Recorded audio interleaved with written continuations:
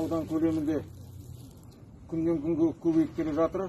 Соған байланысты кішкене ойымызды ортаға салып, осы аудан тұрғындарына бір үндеу жолдасақ деген емен. Сәрсен, өзің алғарай айтып.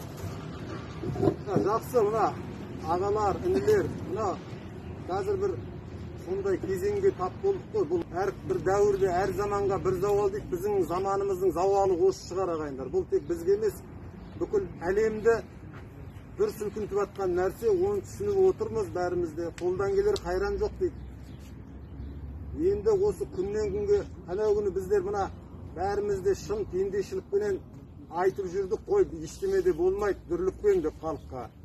Бұл өтірік деген әңгімелер айттық.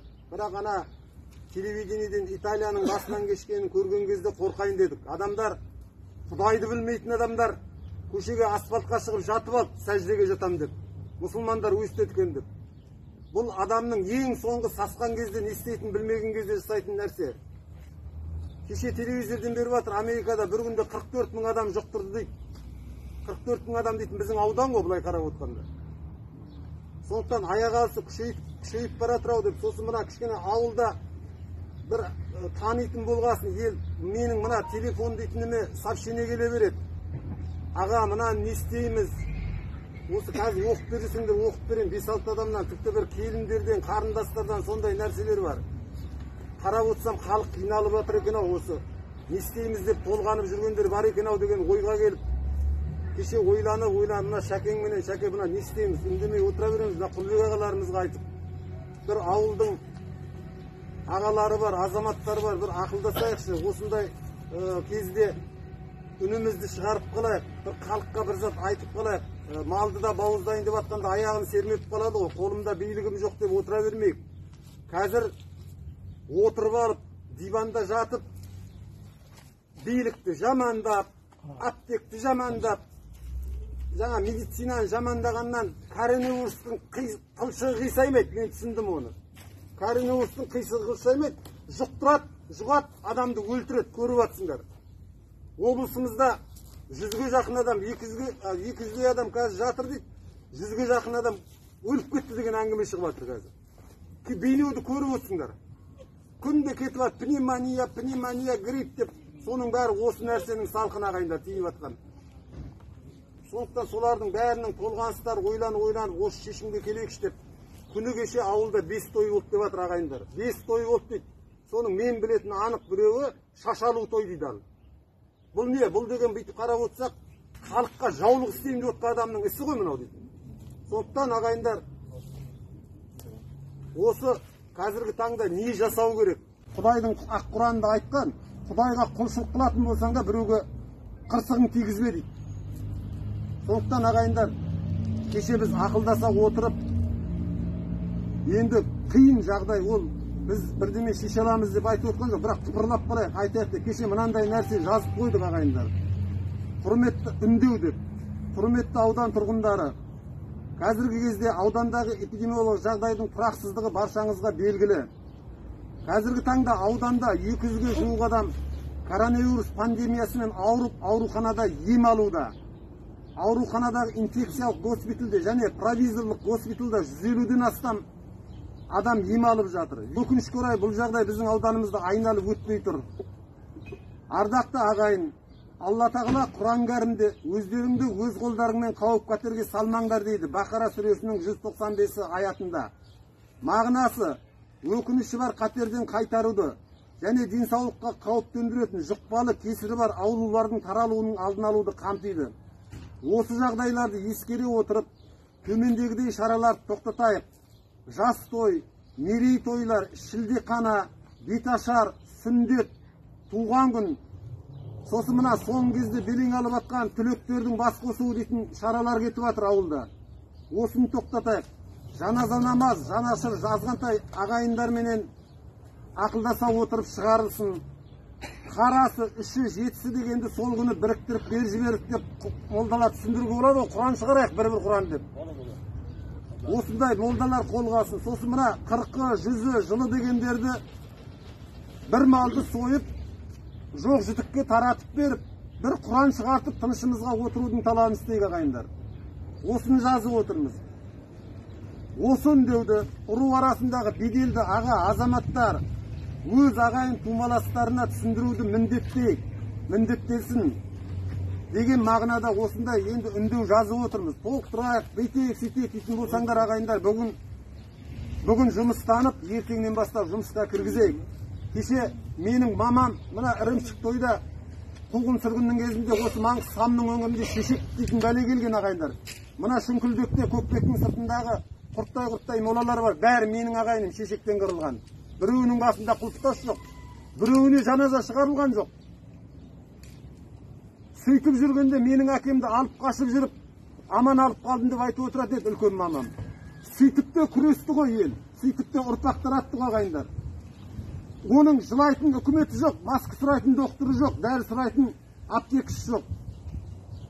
Сондықтан ағайындар, ауылдың азаматтары ретінде билікке қарап ауызды ашпай, өздеріміз өзімізге ие болайық. Әрқайсымыз бір адамнан аман алып қалатын болсақ та, ендігі таңда ағайындарға түсіндіру жұмысын жүргізейік. Диванда жатып алып, маған анау мынаны істемеді, мынаны істемеді дегенге коронавирустың қылшығы қисаймайды екен, оған көз жетті.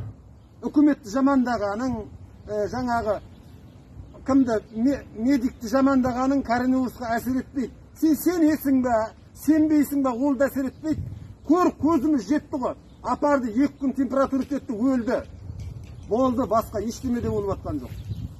Сондықтан осы ағайындар, осыған ақыл салсайық, осыған пікірлесейік деген мақсатта бүгін жинадық осы жерге. Осы қалай ағаларды, осы қалай інілерімізді.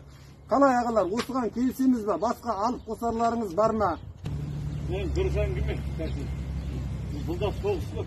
Соғыс бұл. Соғыста 20 миллион адам өлді ғой. Соларда жарасы шыққан жоқ ешқайсы. Қаны қылған жоқ. Азға даван шыдайық енді. Шыдауымыз керек. Қайткенде ол болмайды.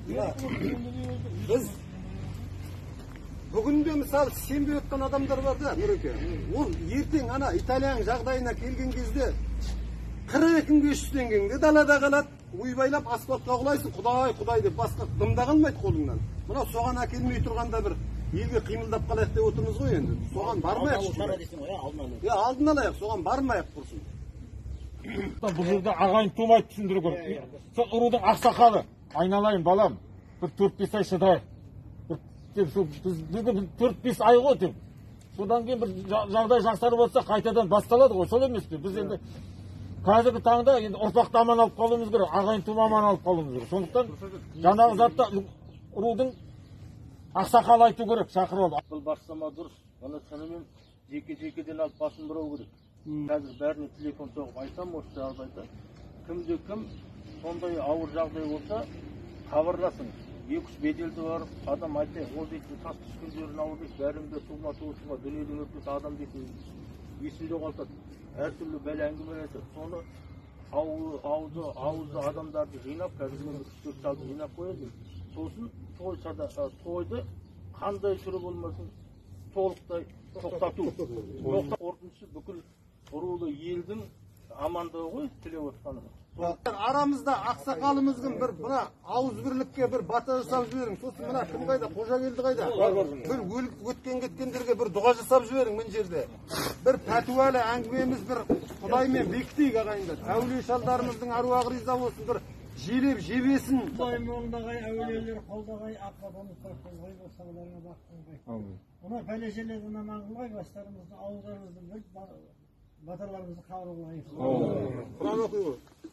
أعوذ بالله من الشيطان الرجيم بسم الله الرحمن الرحيم ياسين والقرآن الحكيم إنك لمن المرسلين على صراط مستقيم تنزيل العزيز الرحيم لتنذر قوما ما أنذر آباؤهم فهم غافلون لقد حق القول على أكثرهم فهم لا يؤمنون إنا جعلنا في أعناقهم أغلالا فهي إلى الأذقان فهم مقمحون وجعلنا من بين أيديهم سدا ومن خلفهم سدا فأغشيناهم فهم لا يبصرون وسواء عليهم أنذرتهم أم لم تنذرهم لا يؤمنون إنما تنذر من اتبع ذكرا وخشي الرحمن بالغيب فبشره بمغفرة وأجر كريم إنا نحن نحيي الموتى ونكتب ما قدموا وآثارهم وكل شيء أوصيناه في إمام مبين سبحان ربك رب العزة عما يصفون وسلام على المرسلين والحمد لله رب العالمين. اللهم صل على سيدنا محمد وصحبه жаратканы окуп аткан касиетli Ясин сүрөсүн салган Маңгыстаудун оюнда акырындагы әулие әмбелердин үмүттерин жакшылап өзүңүздүн кол жайып аткан мусулман балдардын өткөн кеткен нерсесин ай жараткан өзүңүн сүйүктүү кулдарыңдын урметине дуга тилектериңизди кабыл этип жакшылыктарың менен жап тынчтык пен береке элимизди мынау кара андеттен аман алып чыгууга Алла Таала насип эткейсин. Аврой бергейсиң азаматтарга. Аллахум раббана атина фи дунья хасана ва фил ахирати хасанатан ва қинна газабан нар би рахматика. Аллаху акбар.